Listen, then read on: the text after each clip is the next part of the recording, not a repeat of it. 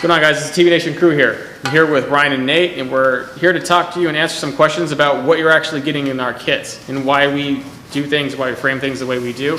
And the bigger thing we're going to talk about right now is our Gen X framing kit.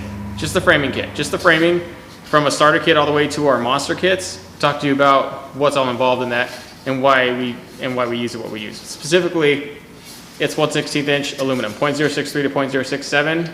We found that using this material, we can get the lightest frame and even their deck combos to where, what we get, 100, 120 pounds.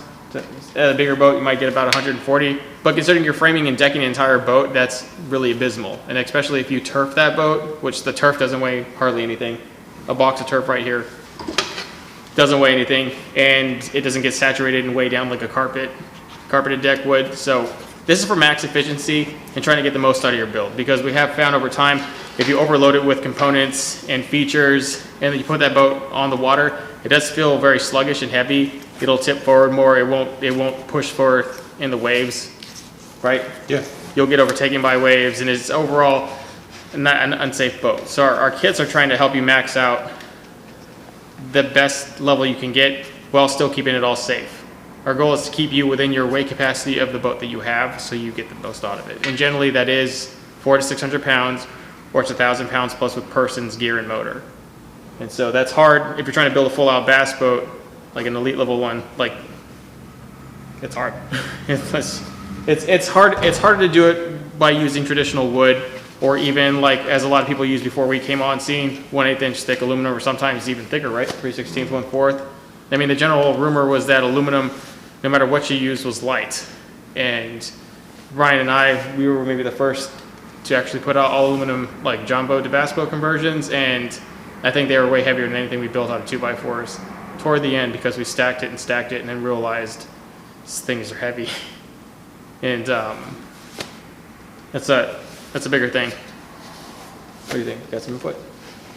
I think you got it covered pretty good. Okay. Since we're here, you want to talk about like wood frames, because we all have done wood frames in the past, and Ryan's even done some budget frames. What do you feel about wood versus aluminum? I feel like a lot of people are maybe deterred. They see metal, they think you have to weld.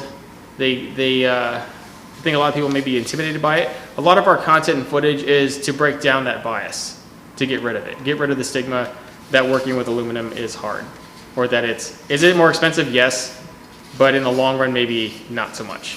What we have found by doing both wood frames and decks, we did wooden decks even after we gave up wood frames. We did all aluminum frames with wood decks forever. And what we found is after you had to resin coat and you had to do all these things to the wood deck, you didn't really save a whole lot of money. What most people don't realize is you got the cost of the plywood, you got the cost of the fasteners, the resin, or the paint, or both in some circumstances. You got offset piano hinges. You know, by the time you incorporate all of those costs into it, it's only 20 or 30% cheaper than an aluminum lid. Yes.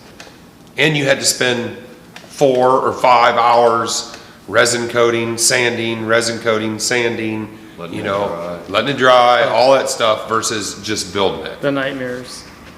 Yeah, it really didn't save a whole lot. You don't. And the other reason is when we get boats, when we do them, everything in the boat is generally gone. Every accessory, every last piece of raw material in the boat is done, but the aluminum, and sometimes the styrofoam, if rats haven't gotten into it and chewed it up. Those are the only two things that survive on a boat. Everything else is generally scrap. And that's the reason we also run frames. Aluminum, because like years later, 5 years, 10 years, 30 years later, they're still going to be there. And that's a bigger reason. So I mean, the actual gain you get from using aluminum is far cheaper in the long run. Where I don't know, I put my boat through a lot. I fished a lot on wood frames. I did the most I could to max them out, and they did last a few years. But with I think a few years of heavy fishing. Well, it's the small stuff. Yeah. You start seeing mold grow underneath the lids.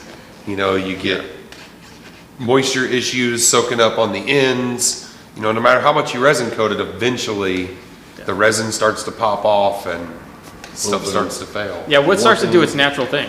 Yeah. The warping is a big one. Yeah. And there's ways to get around that where we have deck systems. We did a lot to the wooden deck platform. We try to max it out. I don't really think anybody's ever done it how we did it. Yeah.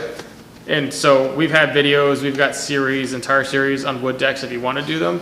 We did do them for a while, they did work, but ever since of recent, we figured out how to actually make aluminum decks doable at a DIY level without a welder, and we'll be talking to you that in our next video. And so that's why we've been running all aluminum systems to maximize efficiency, lightness, and you just being able to do it at a do-it-yourself level. That's a big thing. We'll be talking about that in our next video. Stay tuned for it.